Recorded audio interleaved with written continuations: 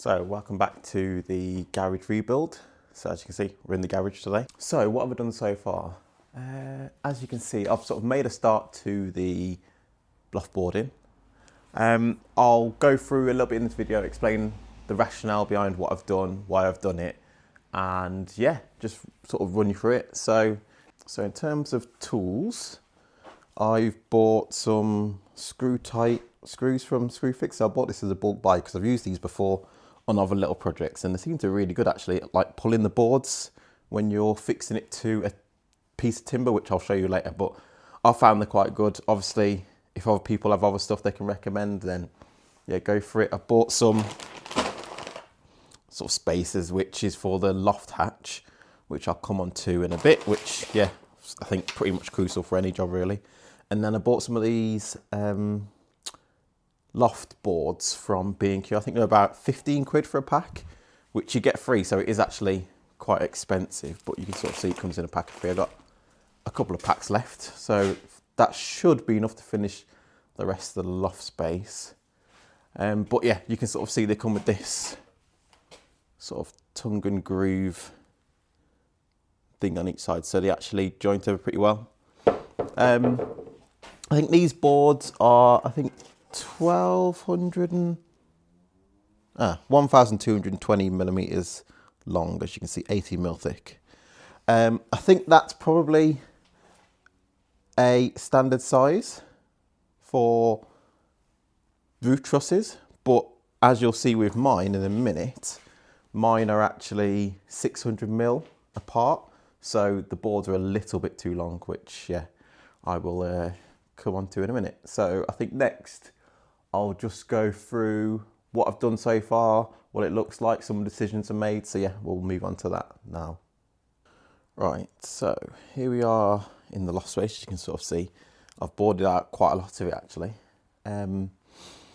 Chucked up a few empty boxes and that sort of stuff. It's sort of what we want to use it for, storage. As you can see, there's still a little bit left to go. Thought I'd come down and explain what I've got here. So these bits here are the main rafters, joists that run across the door. So you can see the garage doors there, and there's another one next to it obviously. So they run horizontal across.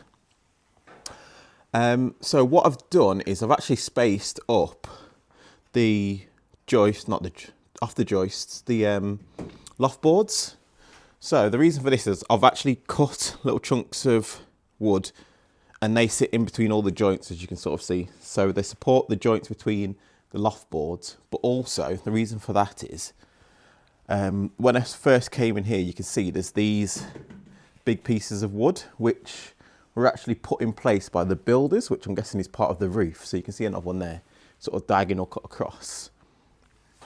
And basically I didn't want to pick these wooden things up because they're actually bolted to the walls, so I'm guessing it's part of the roof structure. So I didn't want to pick them up so then I could sit the loft boards on the joist. So what I've done is I've literally measured the wood, found the correct piece of wood and spaced up my board so then they can sit flush on these, and then each joint I've put in a piece of wood. So if you look from underneath, you can see what it looks like.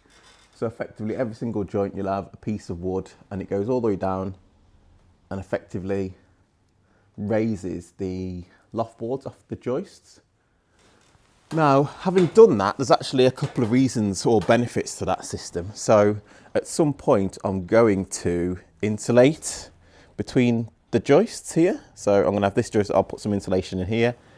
And basically what that also does is it raises this depth. So I think these are about 70 or 75 mil deep, and I want to put about 70 mil insulation. I know it's not, you probably want a bit more than that, but the space I've got is limited. I'll probably put 50 mil in, and that leaves me 25 mil, and then I've got a 25 mil gap from these spaces, which actually gives me a 50 mil gap, which I think is the minimum depth to allow airflow. So basically what you want to do is when I've put the insulation in underneath this, between these joists that go across, the idea is that I'll then have a 50 mil gap to allow air to flow from either side, so you don't get condensation and mold build up. So actually by raising the loft floor or ceiling, I guess, slightly higher up with these pieces of wood here, it's actually gave me a bit more of a breathable gap. So what I'll do is I will draw out what I've done and just explain it a bit more on a piece of paper, but this is basically what it looks like.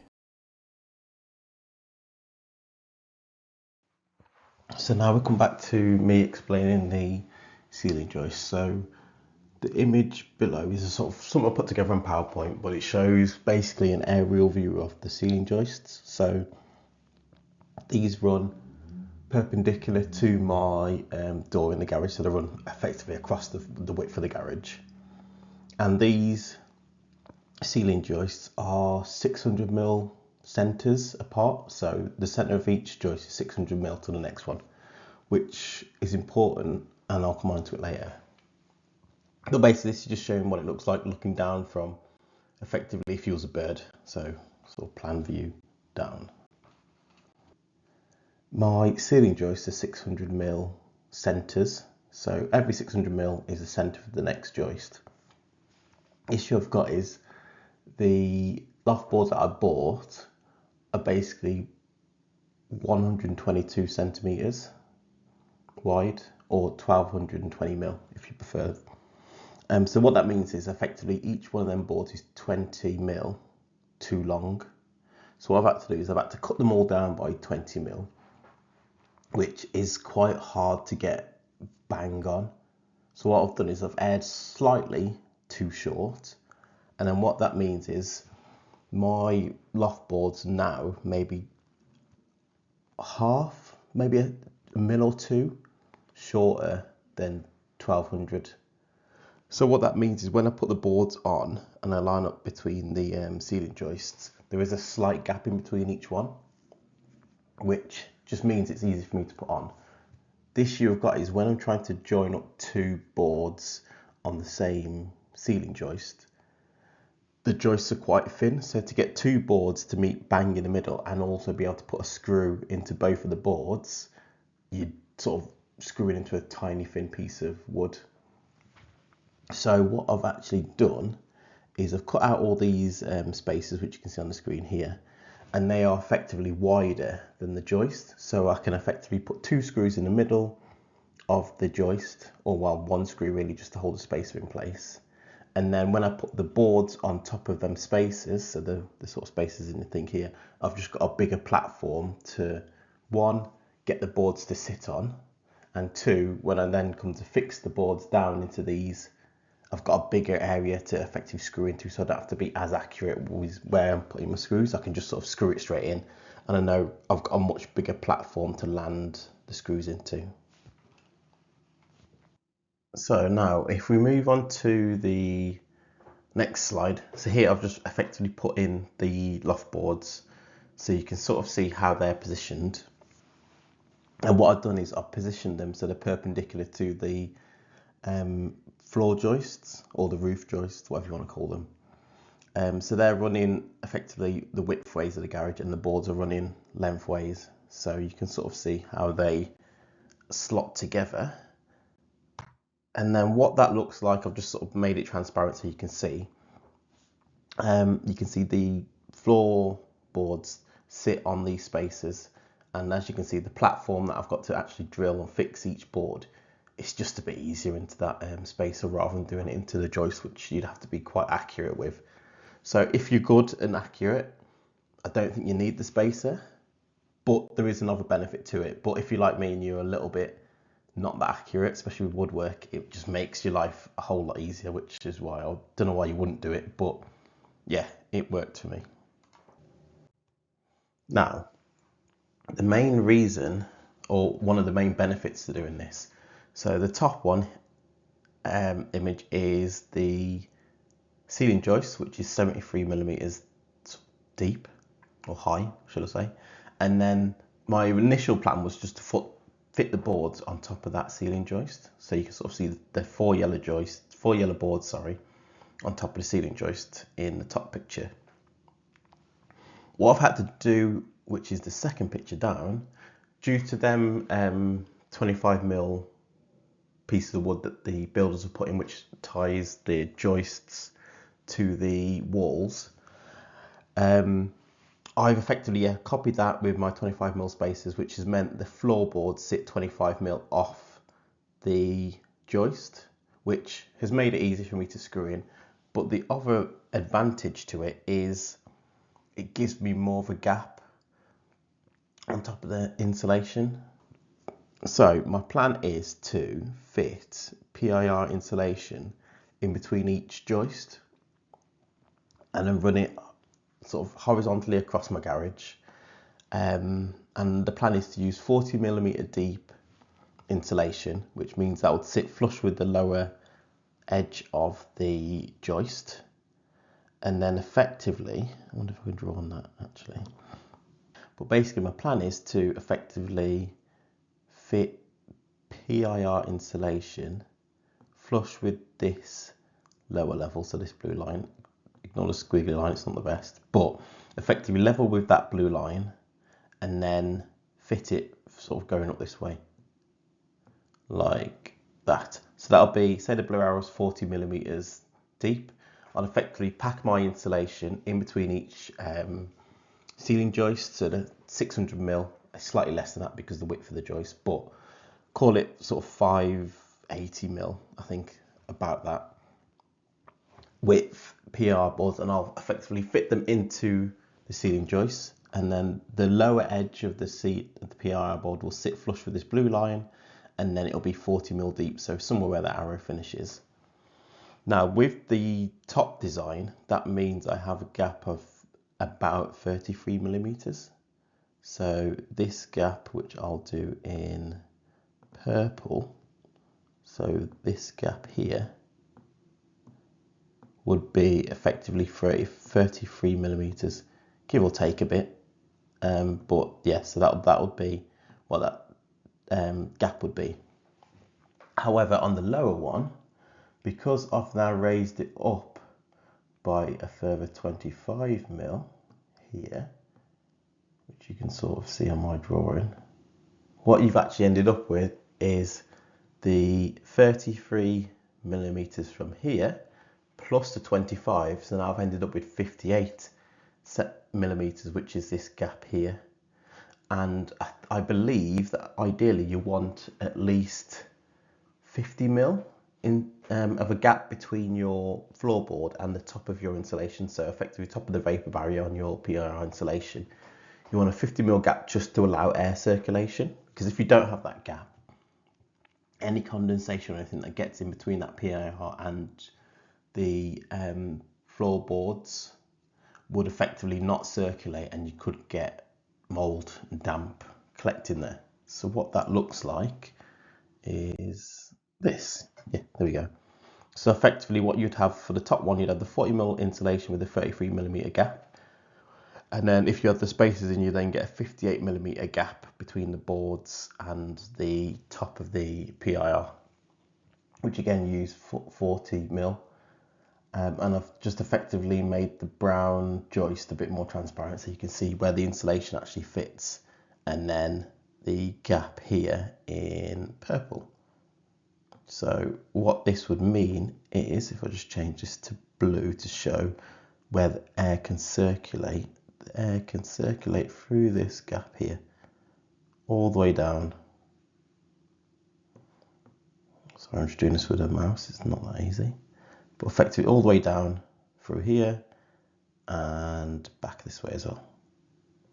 So effectively the air can circulate horizontally across my garage all the way over, and even if it wanted to, it could run front to back, because even these gaps here in between the spaces also allow air to travel front to back. So there is actually quite a big gap, so the air can circulate underneath the yellow floorboards that are fitted. And effectively, and what this means is, in my garage the roof sort of sits like this. Now obviously the floorboards carry on going and the roof comes down a bit more, but there is effectively a gap, so the air can come out here and it can circulate, and then it can go into this space here, which is effectively my storage bit for boxes. But also the airflow can flow down the side, or what the plan's going to be, can also flow down the side and come into this space. So effectively, it allows the air to circulate from one side of the garage to the other, and then there's vent points all the way down the garage, so the air can actually circulate and come out at the top. So this should stop any condensation and mold building up within this air cavity space, because the PIR will effectively have a damp vapor barrier on top. So any vapor that gets into this space will need to be able to get out, and then obviously it will come out, raise up through the top, and then be vented out the vent points at the top of the roof in the garage. So now we'll go back to the physical garage so I can show you what it looks like. So this is effectively what it looks like. So you've got your sort of joist, bit of a spacer, sometimes there's bits of woods that are part of the roof, and then that then comes into the loft board, which I've then screwed down using them screw tight screws. So what I've also got here is a space for my loft ladder.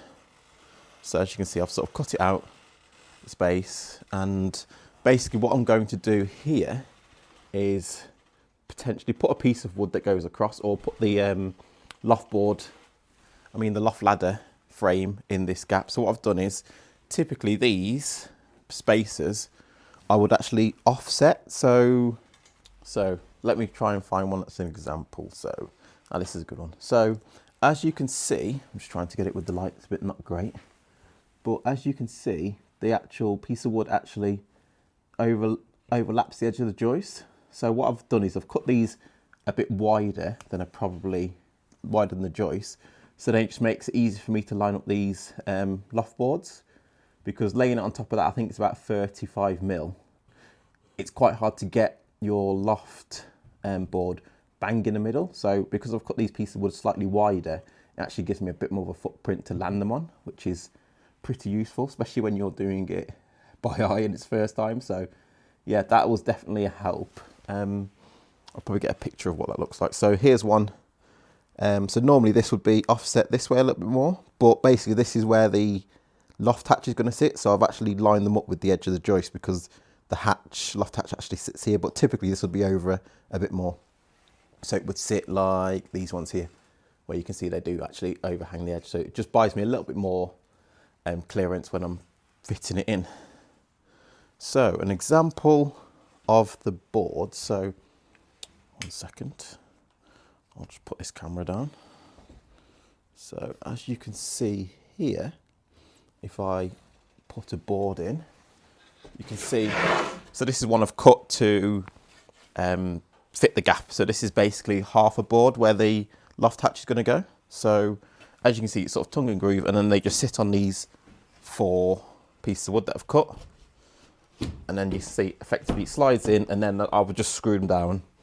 So I haven't screwed down every single board. I sort of do 2 or 3 just to sort of reduce the amount of screws. And if I ever have to take them out, I'm not doing a screw in every single board. So yeah. All right, so I thought I'd leave the video there as a bit of an explanation as to what I've done, the rationale behind it, and a few clips of what I've done. I didn't want the video to get too long, because they just drag on otherwise. So what I'm going to do is break this as part 1 of the floorboarding, and then I'm going to do another video of the last few bits, which is probably a bit more of a description of just a run through of exactly what I've done, so you can sort of see a little bit more the final touches, and then there'll probably just be a little quick overview of what the end result looks like. So yeah, again, thanks for coming along on the journey. Obviously we're only on step 1 of the journey, but yeah, there's a few more steps and a lot more things I want to do. So yeah, any suggestions for what I should be doing, get them down in the comments, it all helps. And yeah, like, subscribe. Thanks. See you next time.